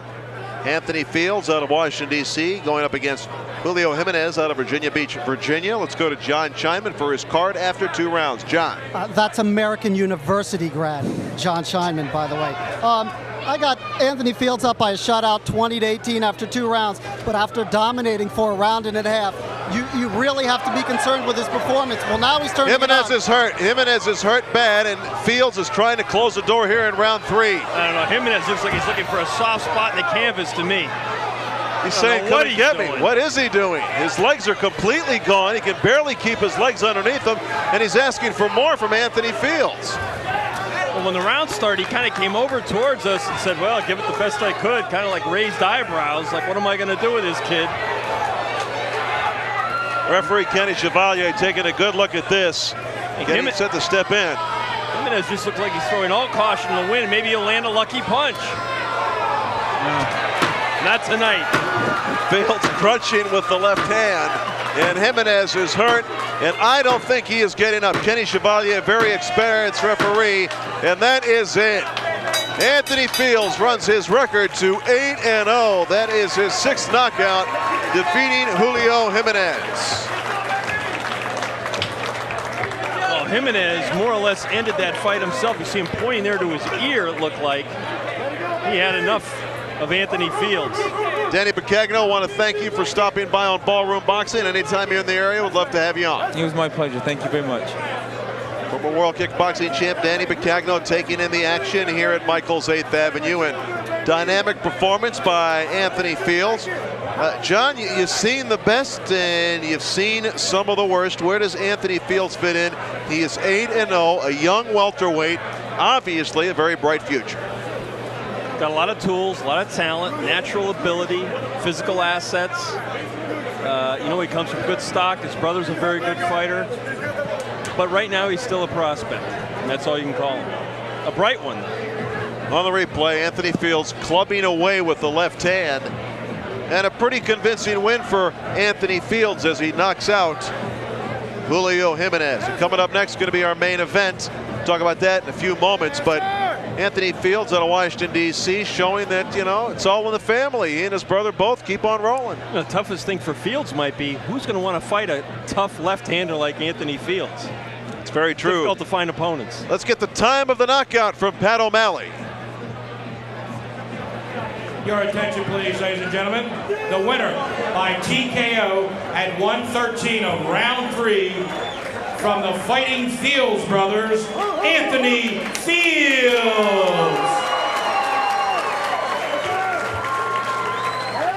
So Anthony Fields victorious in the ballroom here at Michael's 8th Avenue. Every fight so far on our card has been by knockout. We'll be back with more after we hear from Jon Scheinman standing by with Anthony Fields. I'm here with Anthony Fields, who just raised his record to 8-0 with a 3rd-round knockout of Julio Jimenez. What do you feel about this performance? It just looked devastating from ringside. Well, I was rushing at first, the first 2 rounds. Then my coach told me I need to take my time, it'll come. So I took my time, set everything up, and it came. About halfway through the 2nd round, you did seem to back off a little bit, go to the ropes, and just maybe let him wear down a little bit. Was that what part of the strategy you're talking about? Well, I wanted him to think that I got hurt by a punch he threw, so he can come in, and so I can counter over top of what he was going to throw. But I guess he knew what I was doing, so he backed up off me. So it was a little decoy you were doing? Yeah, pretty much. Well, rising the ladder, Anthony Fields goes to 8-0. Let's go back to ringside to Larry and John. Good job, Jon Scheinman. Our main event will be next. Alfonso Daniels, I should say, going up against Bernice the Barber. And, you know, that's a very, very close matchup, John. What's a prediction here? Well, they fought once before, and I think Bernice Barber realized he's going to have to fight the southpaw differently this time. He's going to have to touch him, get closer, stop trying to load up with the big punches and knock him out. All right, that's coming up next. Stick around. More Ballroom Boxing coming up. Welcome back to Ballroom Boxing. I got to tell you, folks, it's a real thrill for me growing up in the D.C. area. This man right here was my childhood hero, Brooks Robinson. And Brooks, I guess you played baseball a lot better than you boxed, didn't you? Oh, my goodness. I don't want any part of it. I love boxing, though. I go back to, I saw Ingemar Johansson and Patterson fight down Miami Beach for the World's Heavyweight Championship. So that was a big thrill. That's the first real major fight I've been to, and went to Madison Square Garden a couple of times. But this is great. I've had a great night here. Well, it's certainly a unique atmosphere here at Michael's 8th Avenue. They've done a great job. The series has grown. just goes to show you put on a good show, people appreciate it. Well, I tell you, the people here tonight appreciate it. I've seen a lot of people that I haven't seen in a long time here tonight, and it really got a great turnout, very enthusiastic, and the fights have been great. Got to ask you, Brooks, what do you think about these Orioles this year? A little bit up and down start for the season. They got a lot of talent. You think they can do it? Well, I tell you, I think New York's probably a little better than the Orioles right now, although New York got off to a great start. Baltimore struggled some, but I like New York a little better. But the object now is to get to the playoffs, and when you get to the playoffs, it's kind of a crapshoot. Anyone can win. I thought Baltimore probably was the best team last year, and Cleveland beat them. The year before, Baltimore beat Cleveland when I thought Cleveland was the best, and the Yankees went on to be the world champions. So it'll be interesting. The Orioles got to play better, though. They really, I don't think anyone really knows the reason they haven't been playing well. Pitching's been sporadic. The hitting a little shaky, but they got to start putting things together pretty soon. You know, Brooks, I remember all the great moments, gathering the baseball cards, trying to imitate you out there on the field. What is your highlight of your career, your Major League Baseball career? I think playing in my first World Series, 1966, as a youngster growing up and playing baseball and dreaming about signing a professional contract and getting to the minor leagues and getting to the big leagues, winning the pennant, getting in a World Series and becoming the world champions, and we accomplished all those things in '66. So I think that was the highlight of my career. You know, Brooks, the folks love you everywhere you go. What kind of feeling does that give you inside? Well, it's great. It really is. I've been here for a long time. I started coming here in 1955. The Orioles came in '54, so I've practically seen every player who ever came through this organization, but I made this my home, and I'm still here. All the kids, the grandkids are here, so I'm not going anywhere, but it's great to have someone come up and say, hey, I named my son Brooks, or hey, you gave me a trophy way back when, or they even say, well, gee, it's nice to see you. I thought you were dead. You know, so I get a few of those comments too. Well, I'll tell you what, I'm not alone. This man was my hero growing up. Thanks, Brooks. My pleasure. Thank you. All right, more Ballroom Boxing coming up. Welcome back to Ballroom Boxing on Home Team Sports. Larry Michael with Jon Saraceno. Time for our main event. Let's take a look at the matchup. Alfonso Daniels against Bernice Barber. John, these guys know each other very, very well. As we said before, they fought once before, but right now they're a little bit of a losing streak. See the weights, the reach about the same, and the age is relatively equal. Let's get the official introductions from Pat O'Malley. Ladies and gentlemen, it is time for the main event. The Maryland State Athletic Commission, Commissioners Carlin Milligan Jr., the chairman, Ben Alperstein, Michael Arrington, Charles P. Brown, J. Lee Hardin, Al Flora, Commissioner Emeritus, Executive Director Patrick Piniella, and Counsel Bruce C. Spizzler, Promoter Scott Wagner, and Matchmaker Josh Hall present this 8-round bout in the middleweight division. The referee calling the shots will be Bill Holmes. Introducing the boxers. Out of the blue corner, wearing the red trunks with white, weighing 162 1/4 pounds, from Tampa, Florida, with a record of 14, 8-2, 8 KOs. Please welcome Bernice, the Heat Barber. Out of the red corner, weighing 162 pounds, from Riverdale, Maryland, with a record of 18-4, 7 via the KO. He's wearing the blue trunks, trimmed in black. Please welcome Alfonzo. Too good for you, Daniels! So Alfonso Daniels back on Ballroom Boxing after really he's hit a rough stretch. Alfonso Daniels has. He has lost 4 of his last 5, and Johnny's got to get back on track here, and he's picked a very tough opponent to bounce back against. Yeah, you could question that, trying to come back against Bernice Barber, a fighter he beat 3 years ago, an 8-round decision. Barber felt he fought the wrong kind of a fight that night, loading up, trying to knock out Daniels instead of trying to box him a little bit more. Last time out for Alfonso Daniels, September of 1997, he was TKO'd by Aaron Superman Davis. And just a couple of months ago in Germany, Orhan Delibas defeated Bernice Barber with a unanimous decision through 8 rounds. So these guys are familiar with each other, and very little action to get this fight started. Bernice Barber is, I think he's trying to psych out Al Daniels here early. Well, Daniels said coming into the fight, don't be surprised if I only throw 5 to 10 punches in the first round. He is not really a puncher. He relies on that awkward southpaw style. Alfonzo Daniels, a favorite here at Michael's 8th Avenue. It's a great story. Educated kid, works in the emergency room, worked in the emergency room. He is a nurse, in fact. So as he's told us, he likes to beat people up, then take care of them. Of course, for Bernice Barber, boxing is not his full-time occupation either.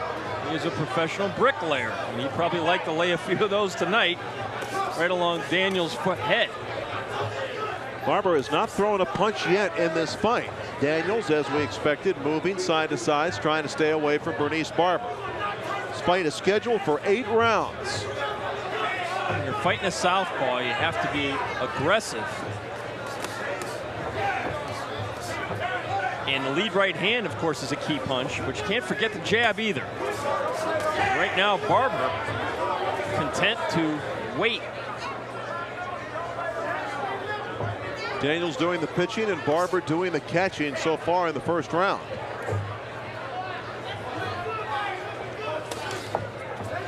One thing you have to wonder with both these fighters, the last year and a half, fallen on hard times in the ring.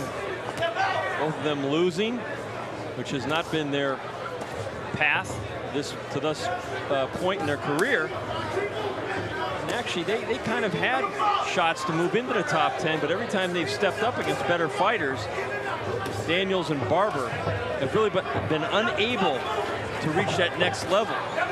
It was September 26th of 1996 that right here in the ballroom, Stan Braxton defeated Alfonzo Daniels for the Maryland State Championship in the middleweight division. And it's been rough sledding for Al Daniels since then. A couple of knockout victories, then the loss to Earl Allen and the knockout loss to Aaron Davis.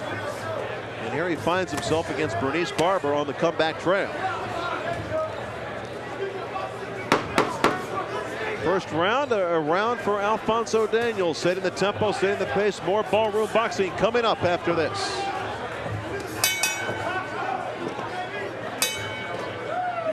Round 2 here at Michael's 8th Avenue in Glen Burnie, Maryland. Larry Michael with Jon Saraceno. A reminder, Ballroom Boxing. Get your tickets June the 16th at the Cancun Cantina in Hanover, Maryland. July 16th. Tickets available. That will not be a televised show as we take our normal summertime hiatus on Home Team Sports for Ballroom Boxing. Special thanks to those good folks at Toyota and Coors supporting Ballroom Boxing. Alfonzo Daniels in the blue trunks with black trim going up against Bernice the Heat Barber. And Bernice Barber has shown very little heat so far. Well, he's still got to figure out this southpaw stance. But he's fought him before, John. What is there to figure out? He hasn't learned much. Because right now he's trying to fight him on the outside and he's chasing him. You know, he's had a real rough stretch, Bernice Barber.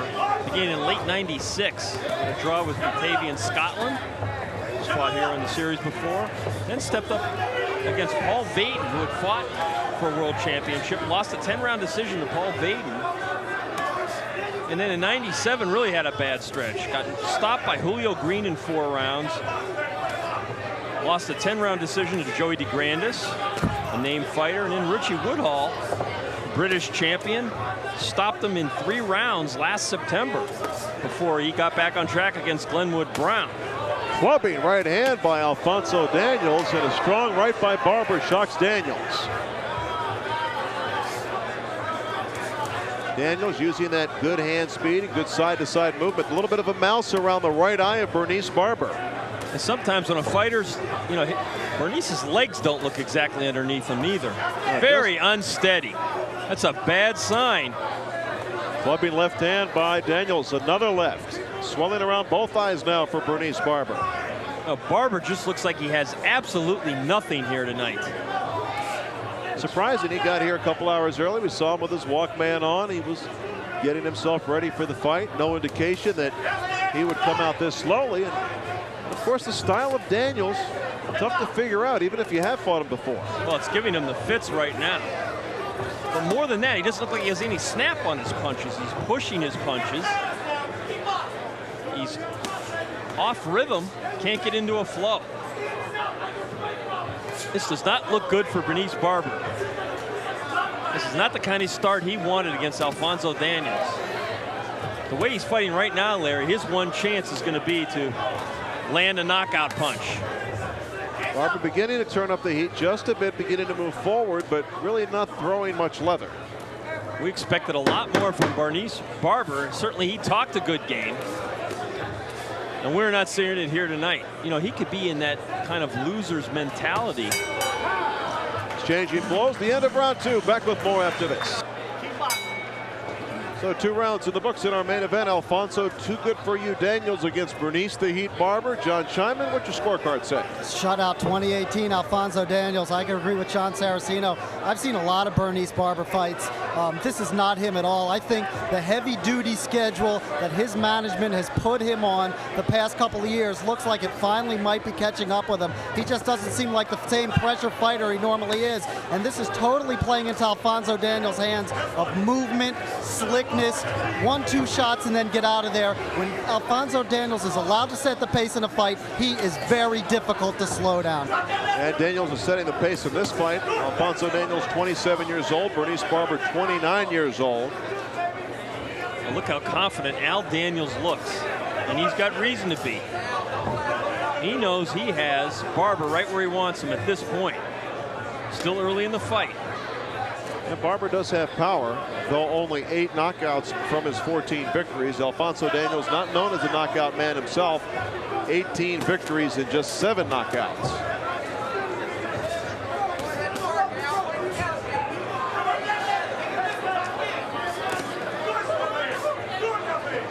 Bernice Barber just trying to pull the trigger, John, and he sees the opening there, but he cannot follow. He can't pull the trigger on his punches. He looks like an old 29.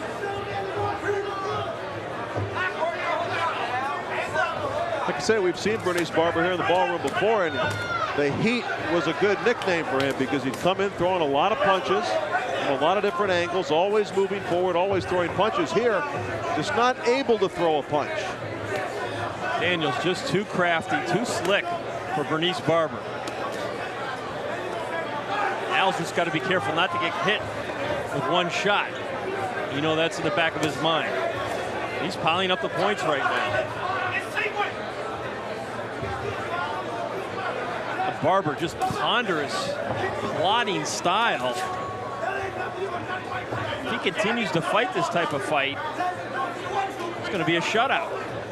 Swelling around both eyes of Bernice Barber. Alfonzo Daniels just teeing up the left hand. And he's following him on his right foot. Not cutting off the ring, not really going to the body effectively. Did Bernice just yell there? Barber yelling out. You should put that energy into punching, don't you? I would not want to have to chase around Bernice Barber all night.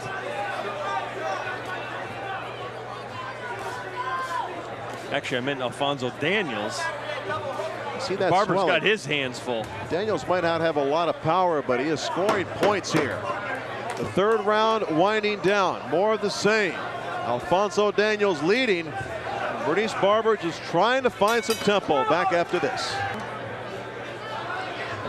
Welcome back to the ballroom at Michael's 8th Avenue. Round 4 of our main event. So far, a dominating performance by Alfonzo Daniels with the blue trunks with black trim. Really keeping Bernice Barber off balance. Bernice Barber just not able to get off in this fight so far. Well, Daniels, 2 beats faster, particularly in the legs department.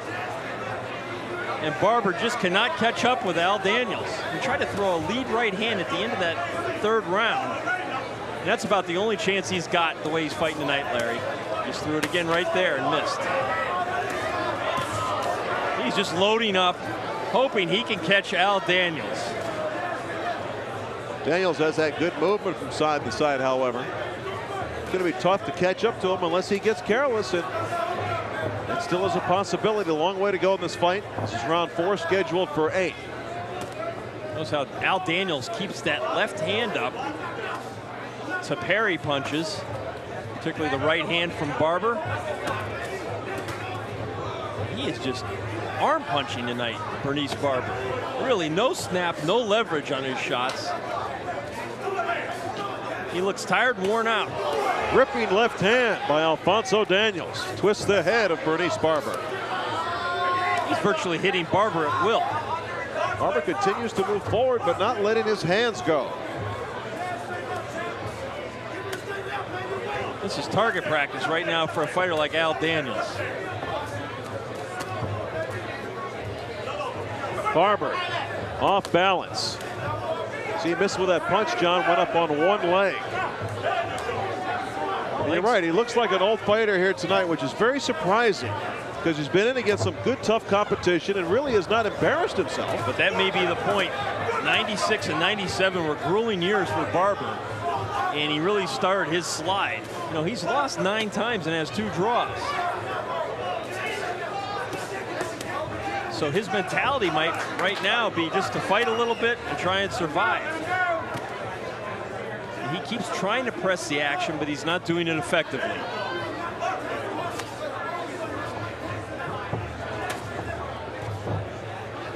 Looping left hand by Barber, easily blocked by Alfonzo Daniels.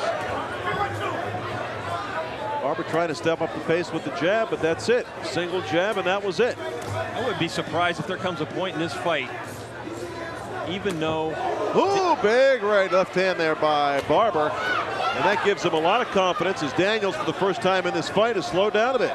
I was going to say that I wouldn't be surprised if Daniels tries to pour it on at some point in this fight and stop Barber, but that last shot there may have changed his mind if he had been thinking that. Barber and Daniels reaching the halfway point. We'll be back.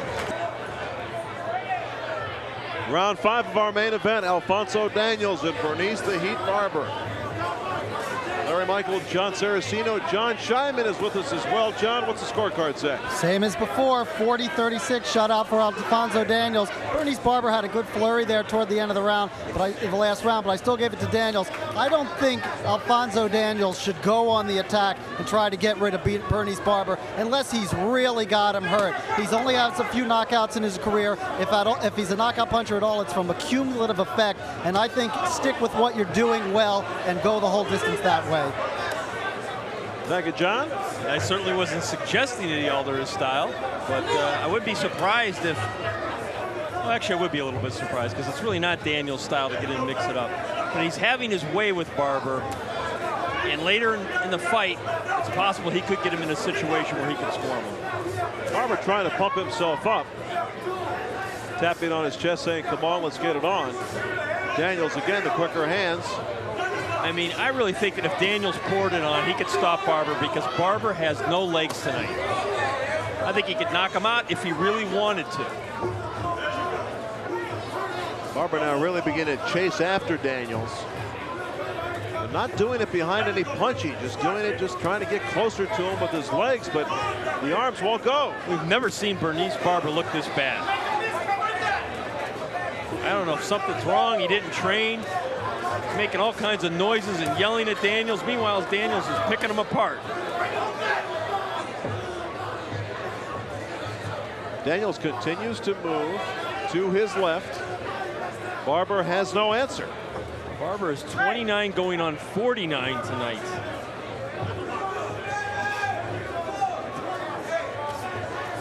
Daniels again, pot shotting from the outside. Barber doesn't have any response. Good body shot by Daniels. Swelling, getting a little worse around the eyes of Bernice Barber. I would like to see Daniels get a little more aggressive here, even though he is clearly winning the fight and he is the aggressor in the fight, and try and stop Bernice. I think he could do it if he wanted to do it. But clearly his game plan is to box and move, hit and run, and use that left-handed style to confuse Barber, who has absolutely no clue how to fight Bernice Barber. Al Daniels. It's got me confused with that southpaw style. Daniels continues with the right jab, doing the right thing, John. Good game plan for Alfonzo Daniels. This is Methodical. This is the way he fought when he got that winning streak going a couple of years ago and was just knocking on the door of the rankings. Fighting from the outside, using every inch of the ring. Alfonzo Daniels doing a great job tonight in the ballroom. Round 6 here in the ballroom at Michael's 8th Avenue in Glen Burnie, Maryland. Larry Michael with Jon Saraceno. And so far in this fight, Alfonzo Daniels in the blue trunks really has dominated the pace. He's really dominated Bernice Barber. And I remember going to one of Aaron Pryor's comeback fights. I guess it was in the late 1980s. And right now, Bernice Barber kind of reminds me of Aaron Pryor. You know, he had a lot of problems, Aaron, in and out of the ring. And when he tried to come back, he just had nothing. And Bernice Barber tonight looks like an old man. You see him trying to stretch his muscles, get his wind, just has nothing. And that's when you get hurt as a fighter. There's no use being in there just for the fun of it, because this can't be a lot of fun. Daniels doing a great job. Now Daniels being a little more aggressive, not side to side as much. He's moving forward. Barber is allowing that to happen. Barber just doesn't have it tonight, John. And you see Daniels just kind of taking the first half of this 6th round off a little bit, and in a sneaky lead left hand. I think he realizes he's got him where he wants him and can afford to pot shot him. Build up a comfortable points lead, at least on our scorecard. We have him ahead 50-45 after 5 rounds. This fight is scheduled for 8 rounds. But you could clearly tell in the first round that Barber was going to probably need a knockout to have any chance to win tonight. He was not going to win a points decision. And Barber's legs beginning to deceive him somewhat. Doesn't have a lot of balance, doesn't have a lot of power. Daniels in tremendous condition. I think Al could do this for 20 rounds tonight and then go do his emergency room job at the hospital. He looks fresh as can be. Barber just without a clue on how to cut off the ring against Daniels. And of course, you know, Daniels is throwing live ammunition out there. So you see Barber's eyes have swelled up quite a bit.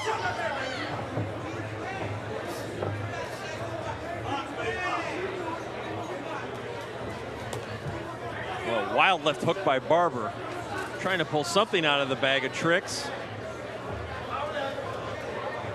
He's really having a difficult time with this southpaw riddle that Daniels has confounded many fighters with.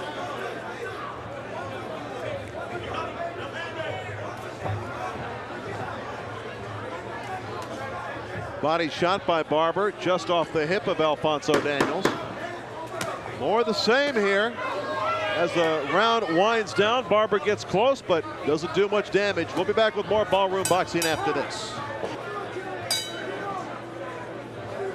All right, round 7 here at Michael's 8th Avenue in Glen Burnie, Maryland. Our main event, Alfonzo Daniels and Bernice the Heat Barber. It's been all Alfonzo Daniels. Let's check in with John Scheinman. John. Oh, shutout, 60-54 Alfonzo Daniels. We've been talking a lot about Bernice Barber and the condition he looks in. He doesn't look like a fresh fighter at all, but you got to take your hat off to Alfonzo Daniels. He's getting his career back on track with this fight right here. He's not a blood and guts kind of guy. He's not the big knockout crowd pleaser, but if you're a boxing fan who likes a pure type boxer, this is a good guy to watch. He might not ever crack the top 10, but he's got a lot of skills and a lot of style, and I really enjoy watching him. I do too. Alfonzo Daniels doing a great job, just dominating this fight. Jon Saraceno, how do you have it scored? 60-54. You know, Al Daniels trying to get some of that confidence back. He only fought 3 times last year and lost 2 of them. So he's trying to feel his way back into the ring and get some kind of momentum going, because as John pointed out, he does have skills. Again, would you want your fighter to fight a slick southpaw like Al Daniels? He's not the kind of guy you really want to fight unless you have to. It's tough for a guy like that to get into the top 10, and when you have a chance at it, you really got to go for it. And in the past, he's been unable to get over that hump to become a ranked fighter. Barber telegraphing his shots. mean, unless Daniels goes to sleep in this fight, he's going to cruise to victory.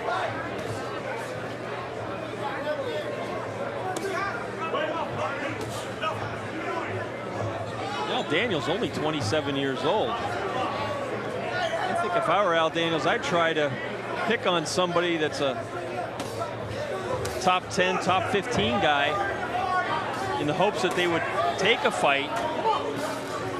And if he could get a win like that, you could maybe put yourself in a position to get ranked. Of course, he needed a win here tonight. And so far, he's getting what he wanted. But a very smart fight from the outside. Has done a lot of damage with the right jab and with the left straight left hand as well. I like how Daniels keeps his hands up, Larry. A lot of fighters get into those sloppy habits of dropping their fists, forgetting that defense. Bernice Barber trying to telegraph that left hook, and just he's no way of finding the mark with that punch.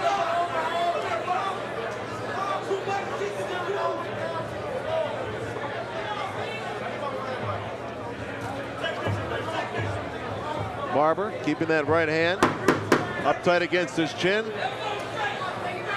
End of 7 rounds coming up. Final round is next. Alfonzo Daniels pitching a shutout.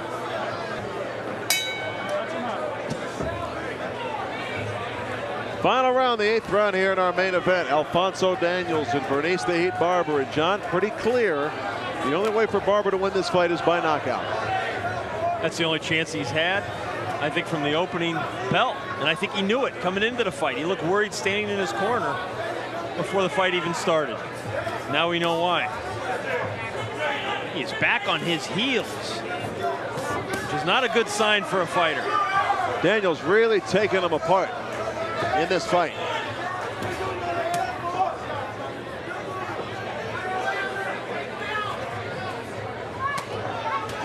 Barber really has not had an effective jab. I don't know, he might not have even thrown 10 jabs in this entire fight. A lot of people may be thinking, well, geez, Bernice Barber has only had 27 fights. How worn out could he be? But every fighter is affected differently from boxing. What affects one fighter in terms of head trauma and blows will not affect another. And it could be that Bernice Barber has just had too much, even at age 29. There he tried to throw that lead right hand. But Daniels too clever to get caught with that in the last round. At least you would think he would be. Big left hand by Barber, rocks Alfonzo Daniels. And we still have some time left. Could we see the comeback by Barber? Big left hand knocked ahead of Alfonzo Daniels, and Barber with newfound confidence here in the final round.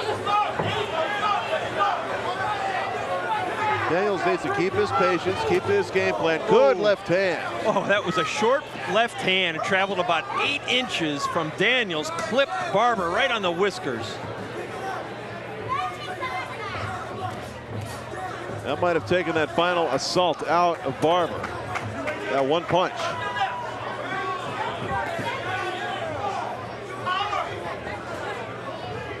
Well, the Heat operating on low burners right now. The pilot looks out. Daniels looked like he got hit in the back of the head that time. Dangerous. I think Barber just frustrated and probably embarrassed by his performance tonight. He's still trying, it's just not effective. He's trying to out-muscle Daniels. And Daniels has too much savvy, Larry, to... Should have tried to do that a little bit earlier. This is the final round, the 8th round, and Daniels has won every round to this point.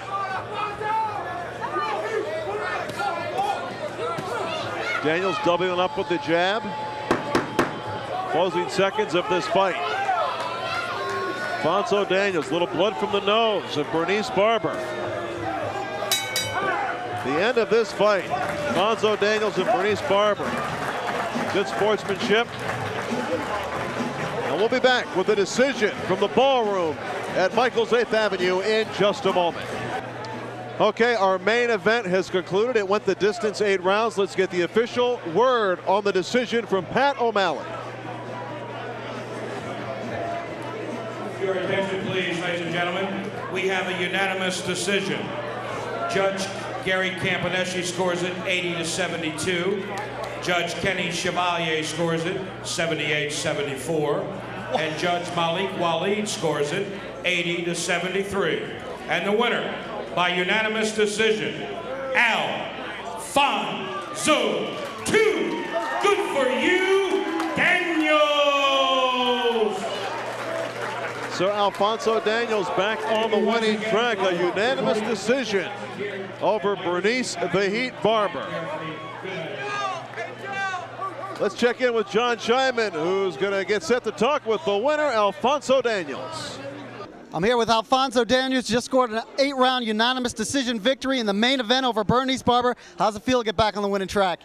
Oh, it feels great. It really feels great. You know, I expected Bernice to come out wild. Actually, I expected them to come out a little bit more aggressive. You know, but I think making a miss early really made him slow down his whole game plan and really threw him off. Well, your style seemed to be box, box, box, and box, but Bernice also seemed to not have his legs under him. Did you sense that early? Yeah, and we remember that from the last fight we had with him. But, you know, basically wasn't worried about knocking this guy out because he's been with the best of them. You know, so what, the record doesn't have a bunch of knockouts. But, hey, when you come out this pretty, what the hell? There's the winner, Alfonzo Daniels. Let's go back to ringside to Larry and John. So Alfonzo Daniels back on the winning track, and another great night of boxing here at the Ballroom. Jon Saraceno. Did we see one decision fight? Yes, the main event. All others ended by knockout. Well, it was an interesting night in some respects. I think the most disappointing thing was Bernice Barber. He really looks like a guy who's gotten old overnight, literally, and has to rethink what he wants to do in boxing at this point, Larry. Special thanks to Scott Wagner, our promoter. As always, a great time tonight at Michael's 8th Avenue in Glen Burnie. Until next time, Larry Michael for Jon Saraceno. Thanks for watching Ballroom Boxing on Home Team Sports.